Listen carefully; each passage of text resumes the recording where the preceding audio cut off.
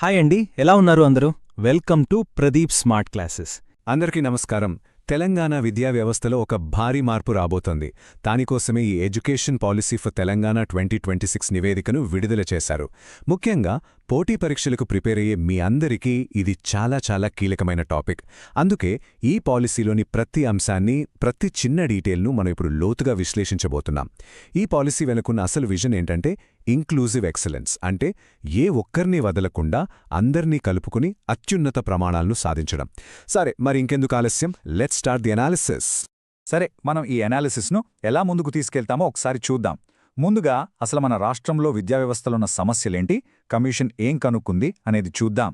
ఆ తర్వాత ఈ సమస్యలన్నింటికీ పరిష్కారంగా వాళ్లు ముందు పెట్టిన తెలంగాణ పబ్లిక్ స్కూల్స్ మోడల్ అంటే టీపీఎస్, దాంతో పాటు వచ్చే ఇతర సంస్కరణల గురించి వివరంగా మాట్లాడుకుందాం. స్కూల్ ఎడ్యుకేషన్ తర్వాత ఇంటర్, డిగ్రీ, పీజీ ఇలా ఉన్నత విద్యలో ఎలాంటి మార్పులు రాబోతున్నాయో చర్చిద్దాం. మరి ఇదంతా పేపర్ మీద బానే ఉంది, నిజంగా పనిచేస్తుందా అనేదానికి రుజువుగా అరుట్ల పైలట్ ప్రాజెక్ట్ సక్సెస్ స్టోరీని కూడా విశ్లేషిద్దాం. ఇక ఇంత పెద్ద ప్లాన్ని అమలు చేయడానికి డబ్బులెక్కడివి, బడ్జెట్ అంతా, రూల్స్ ఏంటి అనేది చూస్తాం. ఫైనల్గా మీ ఎగ్జామ్స్ కోసం ఒక quick revision, most important points అన్నీ ఒకే చోట చూసేద్దాం. రైట్, ఇక మనం మొదటి సెక్షన్కొచ్చేద్దాం. ప్రస్తుత పరిస్థితి ఏంటి, అసలు ఈ కమిషన్ ఎందుకు వేశారు? చూడండి, ఏదైనా ఒక కొత్త పాలసీని అర్థం చేసుకోవాలంటే ముందు పాత వ్యవస్థలో ఉన్న లోపాలు తెలియాలి, అవునా? ఈ రిపోర్ట్లో కమిషన్ కొన్ని నిజంగా షాకింగ్ నంబర్స్ను బయటపెట్టింది. ఆ గణాంకాలను చూస్తే మన విద్యావ్యవస్థలో మార్పులు ఎందుకు ఇంత అత్యవసరమో మనకే అర్థమవుతుంది. ఆ నంబర్స్ ఏంటో ఇప్పుడు చూద్దాం. జాగ్రత్తగా గమనించండి, ఇవి కేవలం నంబర్స్ కాదు, మన విద్యావ్యవస్థకు పట్టిన దర్పణం. ఫస్ట్ పాయింట్ చూడండి, గవర్నమెంట్ స్కూల్స్లో 1వ తరగతిలో చేరేది కేవలం 26% మంది పిల్లలే. అంటే 100లో 74 మంది తల్లిదండ్రులు ప్రభుత్వ బడులను నమ్మట్లేదన్నమాట. ఇక క్వాలిటీ సంగటికొస్తే పరిస్థితి మరీ దారుణం. 3వ క్లాస్ పిల్లల్లో కనీసం 2వ క్లాస్ పుస్తకాన్ని చదవగలిగే వాళ్ళు జస్ట్ 6.3% మందే. ఆలోచించండి. ఇక రాష్ట్రంలో 1920 స్కూల్స్లో ఒక్కరంటే ఒక్క స్టూడెంట్ కూడా లేరు, జీరో ఎన్రోల్మెంట్. చాలా చోట్ల 36% స్కూల్స్లో ఒకే టీచర్. ఇంకా దారుణంగా 82% ప్రైమరీ స్కూల్స్లో ఒకే టీచర్ 2, 3, 4 క్లాసులకు పాఠాలు చెప్తున్నారు. దీన్నే మల్టీగ్రేడ్ టీచింగ్ అంటారు. ఇక స్కూల్స్ వదిలేసి కాలేజీలకు వెళ్తే యూనివర్సిటీలో ఏకంగా 72% టీచింగ్ పోస్టులు ఖాళీగా ఉన్నాయి. ప్రొఫెసర్లు లేకపోతే ఇక క్వాలిటీ ఎక్కడ్నుంచొస్తుంది? అందుకేనేమో ఎన్ఏఎసీ గ్రేడ్ ఉన్న కాలేజీలు కేవలం 13.9% మాత్రమే. ఈ డేటా అంతా చూశాక ఈ సిస్టమ్ను పూర్తిగా మార్చాల్సిన అవసరం ఉందంటారా లేదా? సరే, సమస్యలు ఇంత తీవ్రంగా ఉన్నాయని తెలిసాక పరిష్కారాలు కూడా అంతే లోతుగా ఆలోచించాలి కదా. కమిషన్ సరిగ్గా అదే చేసింది. వాళ్లు ఆఫీసుల్లో కూర్చొని రిపోర్ట్ రాయలేదు. రాష్ట్రంలోని మొత్తం 33 జిల్లాలు తిరిగారు. 305 స్కూళ్లను డైరెక్ట్గా వెళ్లి చూశారు. మన దేశంలో ఢిల్లీ, కేరళ లాంటి బెస్ట్ మోడల్స్ను స్టడీ చేశారు. ఫారిన్ కంట్రీస్కి కూడా వెళ్లారు. అంతేకాదు, పబ్లిక్ హియరింగ్స్ పెట్టి టీచర్లు, పేరెంట్స్, స్టూడెంట్స్ చెప్పేది విన్నారు. చివరిగా యూనిసెఫ్తో కలిసి 14 దేశాల ఎడ్యుకేషన్ సిస్టమ్స్ మీద ఒక రీసెర్చ్ కూడా చేయించారు. అంటే ఇంత పెద్ద హోంవర్క్ చేశాకే వాళ్లు ఈ సిఫార్సులను ఇచ్చారన్నమాట. అందుకే ఈ రిపోర్టుకు అంత బలం. ఓకే, ఇన్ని సమస్యలు చూసాం కదా, ఇప్పుడు పరిష్కారాల వైపు వద్దాం. ఈ పాలసీలో అన్ని సమస్యలకు ఒకే ఒక్క సెంట్రల్ సొల్యూషన్ ప్రపోజ్ చేశారు. అదొక గేమ్ చేంజర్ లాంటిది. అదే తెలంగాణ పబ్లిక్ స్కూల్ మోడల్, షార్ట్గా టీపీఎస్. ఈ మొత్తం పాలసీకి ఇదే గుండెకాయ లాంటిది. అసలు ఈ తెలంగాణ పబ్లిక్ స్కూల్, అదే టీపీఎస్ అంటే ఏంటి?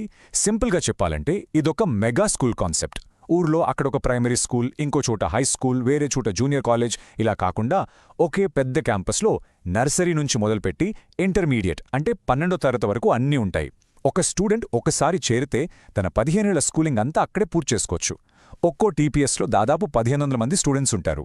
దీనివల్ల లాభమేంటంటే ఒకే టీచర్ చాలా క్లాసులకు చెప్పే single teacher schools, multigrade teaching సమస్యలనేవి ఉండవు.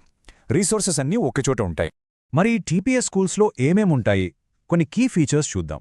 ఒకటి, మీడియం ఆఫ్ ఇన్స్ట్రక్షన్. నర్సరీ నుంచి యూనివర్సిటీ వరకు ఇంగ్లీష్ మీడియం ఉంటుంది. కానీ త్రిభాషా సూత్రం అంటే తెలుగుకి కూడా ప్రాధాన్యత ఉంటుంది. 2, స్టూడెంట్ వెల్ఫేర్. కేవలం మధ్యాహ్న భోజనమే కాదు, బ్రేక్ఫాస్ట్, లంచ్, సాయంత్రం స్నాక్స్ కూడా ఇస్తారు. 3, ఇన్ఫ్రాస్ట్రక్చర్. మోడర్న్ ఫెసిలిటీస్తో పాటు పిల్లల కోసం ప్రత్యేకంగా బస్సులు కూడా ఏర్పాటు చేస్తారు. 4, ప్రీ ప్రైమరీ. నర్సరీ, ఎల్కేజీ, యూకేజీని గవర్నమెంట్ స్కూల్ సిస్టంలోనే ఇంటిగ్రేట్ చేస్తారన్నమాట. 5, అడ్మినిస్ట్రేషన్. వీటిని సరిగ్గా మేనేజ్ చేయడానికి స్కూల్ డిస్ట్రిక్ట్స్ అనే కొత్త అడ్మినిస్ట్రేటివ్ మోడళ్లు కూడా తీసుకొస్తున్నారు. సరే, ఈ టీపీఎస్ కాన్సెప్ట్ వినడానికి చాలా బాగుంది, కానీ నిజంగా వర్కౌట్ అవుతుందా? దీనికి సమాధానమే అరుట్ల గ్రామంలో చేసిన పైలట్ ప్రాజెక్ట్. ఈ మోడల్ను అక్కడ డెమోగా అమలు చేసి చూశారు. రిజల్ట్స్ అద్భుతంగా వచ్చాయి. ఈ డేటా చూడండి. టీపీఎస్ పెట్టాక స్టూడెంట్ అటెండెన్స్ 17% పెరిగింది. కానీ అసలు మ్యాటర్ ఇది కాదు. కొత్తగా చేరిన స్టూడెంట్స్లో ఏకంగా 72% మంది ప్రైవేట్ స్కూల్స్ నుంచి వచ్చి చేరారు. అంటే అర్థం చేసుకోండి, మంచి సౌకర్యాలు, క్వాలిటీ ఎడ్యుకేషన్ ఇస్తే తల్లిదండ్రులు ప్రైవేట్ స్కూల్స్ వదిలి గవర్నమెంట్ స్కూల్స్కి వస్తారని ఈ పైలట్ ప్రాజెక్ట్ ప్రూవ్ చేసింది. ఓకే, టీపీఎస్ అనేది ఒక మంచి బిల్డింగ్, ఒక హార్డ్వేర్ లాంటిది అనుకుందాం. కానీ దాన్ని సరిగ్గా నడిపించాలంటే మంచి సాఫ్ట్వేర్ కూడా కావాలి కదా. ఆ సాఫ్ట్వేరే స్టూడెంట్ వెల్ఫేర్ మరియు టీచర్ క్వాలిటీ. ఈ సెక్షన్లో మనం ఈ 2 కీలకమైన అంశాల గురించి మాట్లాడుకుందాం. స్టూడెంట్ వెల్ఫేర్లో ఫస్ట్ పాయింట్ మధ్యాహ్న భోజనం. ఇప్పటి వరకు ఇది 10th క్లాస్ వరకే ఉంది. కానీ చాలామంది ఇంటర్కొచ్చేసరికి చదువు మానేస్తున్నారు. అందుకే ఈ స్కీమ్నుప్పుడు ఇంటర్మీడియట్ స్టూడెంట్స్కు, అంటే అన్ని గవర్నమెంట్ జూనియర్ కాలేజీలకు కూడా ఎక్స్టెండ్ చేయాలని ప్రతిపాదించారు. దీనికోసం బడ్జెట్ కూడా చూడండి, 50 కోట్ల నుంచి ఏకంగా 151 కోట్లకు పెంచాలని రికమెండ్ చేశారు. అన్ని సరిగా జరుగుతున్నాయో లేదో చూడటానికి సాఫ్ట్వేర్తో మానిటరింగ్ కూడా ఉంటుంది. ఇక టీచర్ల క్వాలిటీ విషయం, ఇది చాలా ముఖ్యం. టీచర్ ఎడ్యుకేషన్లో కొన్ని పెద్ద మార్పులు రాబోతున్నాయి. ఫస్ట్, DEL-ED కోర్సును రద్దు చేయాలని సిఫార్సు చేశారు. ఇక బీఎడ్ కోర్సును 2గా విభజిస్తారు. ప్రైమరీ స్కూల్ టీచర్లకు ఒకటి, సెకండరీ స్కూల్ టీచర్లకు మరొకటి. స్పెషలైజేషన్ అన్నమాట. ఇంకా ముఖ్యంగా థియరీ కంటే ప్రాక్టికల్స్కు ఎక్కువ ఇంపార్టెన్స్. ప్రతి బీఎడ్ స్టూడెంట్ ఖచ్చితంగా 150 రోజులు స్కూల్లో టీచింగ్ ప్రాక్టీస్ చేయాల్సిందే. అంటే భవిష్యత్తులో వచ్చే టీచర్లు క్లాస్ రూమ్ రెడీగా ఉంటారన్నమాట. సరే, స్కూల్ లెవెల్ అయిపోయింది. ఇప్పుడు పై స్థాయికి వెళ్దాం. ఇంటర్మీడియట్ మరియు హయ్యర్ ఎడ్యుకేషన్లో ఎలాంటి సంస్కరణలు ప్రతిపాదించాలో చూద్దాం. ఇక్కడ మెయిన్ ఫోకస్ స్టూడెంట్స్ మీద ఒత్తిడి తగ్గించడం, మన యూనివర్సిటీల గౌరవాన్ని మళ్లీ పెంచడం. ఇంటర్ అనగానే మనందరికీ గుర్తొచ్చేది స్ట్రెస్, కోచింగ్ సెంటర్లు, పరీక్షలు. ఈ సమస్యని అడ్రస్ చేయడానికి కొన్ని కీలకమైన సిఫార్సులు చేశారు. ఒకటి, ఐఐటీ నీట్ కోచింగ్ను జూనియర్ కాలేజీలతో కలపొద్దు, దాన్ని వేరు చేయాలి. 2, 10th క్లాస్లో ఇంటర్ ఫస్ట్ ఇయర్లో పబ్లిక్ పరీక్షలు తీసేసి కేవలం ఇంటర్ సెకండ్ ఇయర్ చివర్లో ఒకే ఒక బోర్డ్ ఎగ్జామ్ పెట్టాలి. ఇది చాలా పెద్ద రిలీఫ్. అడ్మినిస్ట్రేషన్ ఈజీగా ఉండటానికి 10th బోర్డ్, ఇంటర్ బోర్డును కలిపేయాలని కూడా ప్రతిపాదించారు. క్వాలిటీ పెంచడానికి మినిమం పాస్ పర్సెంటేజ్ను 45%కి పెంచాలని, అలాగే ఈపీసీఏటీ పరీక్షను రద్దు చేయాలని కూడా సిఫార్సు చేశారు. ఇక హయ్యర్ ఎడ్యుకేషన్, ఇక్కడ ఒక పెద్ద సంక్షోభము ఉంది. ఈ చార్ట్ చూడండి. మన యూనివర్సిటీలో 72% టీచింగ్ పోస్టులు ఖాళీ. అంటే ప్రతి 4 ప్రొఫెసర్లలో 3 లేరన్నమాట. ఇది చాలా సీరియస్ ఇష్యూ. దీనికి పరిష్కారంగా వెంటనే ఈ పోస్టులన్నీ భర్తీ చేయాలని కమిషన్ స్పష్టంగా చెప్పింది. అంతేకాదు, యూనివర్సిటీల పాలక మండళ్లను, అంటే ఎగ్జిక్యూటివ్ కౌన్సిల్స్ను మార్చాలి. స్టూడెంట్స్ ఎలక్షన్స్లో రాజకీయాలు లేకుండా లింక్డో కమిటీ సిఫార్సుల ప్రకారం పారదర్శకంగా నిర్వహించాలి. రైట్, ఇన్ని గొప్ప గొప్ప ఐడియాలున్నాయి. కానీ వీటిని అమలు చేయాలి కదా. దానికి ఒక ఫ్రేమ్వర్క్ కావాలి, రెగ్యులేషన్, స్టాండర్డ్స్, ఇంకా ముఖ్యంగా బడ్జెట్. ఈ సెక్షన్లో మనం ఈ ఇంప్లిమెంటేషన్ ప్లాన్ గురించే మాట్లాడుకుందాం. అన్ని స్కూల్సు, కాలేజీల్లో క్వాలిటీ ఒకేలా ఉందో లేదో ఎవరు చెక్ చేస్తారు? దానికోసమే టెసా అనే కొత్త సంస్థను ఏర్పాటు చేయాలని ప్రతిపాదించారు. అంటే తెలంగాణ ఎడ్యుకేషన్ స్టాండర్డ్స్ అథారిటీ. ఇదొక ఇండిపెండెంట్ అంపైర్ లాంటిదన్నమాట. గవర్నమెంటు, ప్రైవేటరీ తేడా లేకుండా అన్ని విద్యాసంస్థల పనితీరును ఇది అంచనా వేస్తుంది, ర్యాంకులు ఇస్తుంది. ముఖ్యంగా ఇది ఎడ్యుకేషన్ డిపార్ట్మెంట్ కంట్రోల్లో ఉండదు. అందుకే దీని పనితీరు నిష్పక్షపాతంగా ఉంటుంది.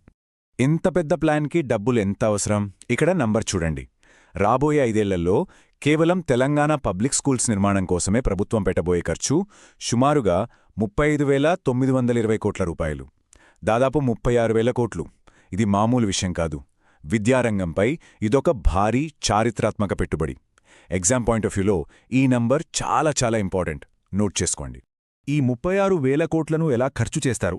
దానికోసం ఒక క్లియర్ 5 ఇయర్ రోడ్ మ్యాప్ ఇచ్చారు. ప్లాన్ ఏంటంటే ప్రతి సంవత్సరం 400 కొత్త టీపీఎస్లను కట్టాలి. ఒక్కో స్కూల్ నిర్మాణానికి అయ్యే ఖర్చు 15 కోట్ల రూపాయలు. మీరు ఈ టేబుల్లో చూడొచ్చు. మొదటి ఏడాది 6,000 కోట్లతో మొదలుపెట్టి తర్వాత ప్రతి ఏటా బడ్జెట్ను పెంచుకుంటూ వెళ్తారు. 5 ఏళ్లలో లక్ష్యాన్ని పూర్తి చేస్తారన్నమాట. వీటితో పాటు కొన్ని జనరల్ రికమెండేషన్స్ కూడా ఉన్నాయి. ఇవి కూడా చాలా ముఖ్యం. 1, రాష్ట్ర మొత్తం బడ్జెట్లో 18% విద్య కోసమే కేటాయించాలి. 2, విద్యా హక్కు చట్టాన్ని ప్రస్తుతం ఉన్న 6-14 ఏళ్ల నుంచి 3-18 ఏళ్లకు పెంచాలి. అంటే ప్రీ ప్రైమరీ నుంచి ఇంటర్ వరకు విద్య అనేది హక్కుగా మారుతుంది. 3, ప్రైవేట్ స్కూల్ ఫీజుల నియంత్రణకు ఒక కమిషన్ను ఏర్పాటు చేయాలి. 4, నేషనల్ ఎడ్యుకేషన్ పాలసీ 2020లో ఉన్న అన్ని అంశాలను కాకుండా మన రాష్ట్రానికి ఏవి అవసరమో వాటిని మాత్రమే సెలెక్టివ్గా తీసుకోవాలి. రైట్, ఇంతసేపు మనం చాలా విషయాలు డీటెయిల్డ్గా చర్చించుకున్నాం. ఇప్పుడు ఫైనల్ రౌండ్, క్విక్ రివిజన్. మీ ఎగ్జామ్స్ కోసం మోస్ట్ ఇంపార్టెంట్ పాయింట్స్, నంబర్స్ అన్నీ ఒక్కసారి ఫాస్ట్గా రివైజ్ చేసేద్దాం. రెడీనా? ఓకే, కీ నంబర్స్ ఫాస్ట్గా గుర్తు చేసుకుందాం. గవర్నమెంట్ స్కూల్స్ క్లాస్ 1 ఎన్రోల్మెంట్ 26%, యూనివర్సిటీలో వేకెన్సీలు 72%, టీపీఎస్ 5 ఏళ్ల మొత్తం బడ్జెట్ దాదాపు 36,000 కోట్లు, ఒక్కొక్క టీపీఎస్ ఖర్చు 15 కోట్లు, అరుట్లలో అటెండెన్స్ గ్రోత్ 17%, ఎడ్యుకేషన్కు ప్రపోజ్ చేసిన బడ్జెట్ షేర్ 18%, ఆర్టీఈ యాక్ట్ కొత్త ఏజ్ గ్రూప్ 3 నుంచి 18 ఏళ్లు. ఈ నంబర్స్ అన్నీ మీ మైండ్లో ప్రింట్ అయిపోవాలి.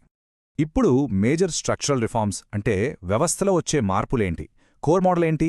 Telangana public schools. కొత్త రెగ్యులేటరీ బాడీ టీజా, టీచర్ ట్రైనింగ్లో మార్పు, డీఎడ్ రద్దు, బీఎడ్ స్పెషలైజేషన్, ఇంటర్మీడియట్లో coaching separation, single board exam, higher ఎడ్యుకేషన్లో వేకెన్సీల భర్తీ, గవర్నెన్స్ రిఫార్మ్. సింపుల్. ఇవే ఈ పాలసీకి 5 పిల్లర్స్ లాంటివి.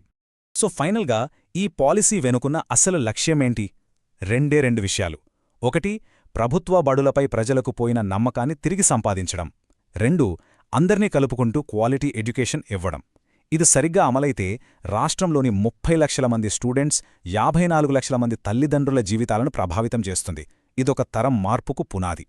తెలంగాణ ఎడ్యుకేషన్ పాలసీ 2026 కాగితంపై చూస్తే ఒక అద్భుతమైన, ప్రతిష్టాత్మకమైన ప్లాన్. కానీ ఇంత భారీ ఫ్రేమ్వర్క్ను అంతే పకడ్బందీగా అమలు చేసి రాబోయే తరానికి ఒక కొత్త భవిష్యత్తును అందించగలరా? ఈ ప్రశ్న మనందరి మదిలోనూ ఉంది. దీనికి కాలమే సమాధానం చెప్పాలి. ఈ విశ్లేషణ మీ ప్రిపరేషన్కు సహాయపడిందని ఆశిస్తున్నాను. All the best. ఈ వీడియో మీకు ఉపయోగపడితే లైక్ చేయండి. ప్రదీప్ స్మార్ట్ క్లాసెస్ యూట్యూబ్ ఛానల్ను సబ్స్క్రైబ్ చేయండి. బెల్ ఐకాన్ నొక్కండి. ఈ వీడియోను మీ ఫ్రెండ్స్తో అండ్ ఫ్యామిలీ మెంబర్స్తో షేర్ చేయండి. ధన్యవాదాలు. Thank you.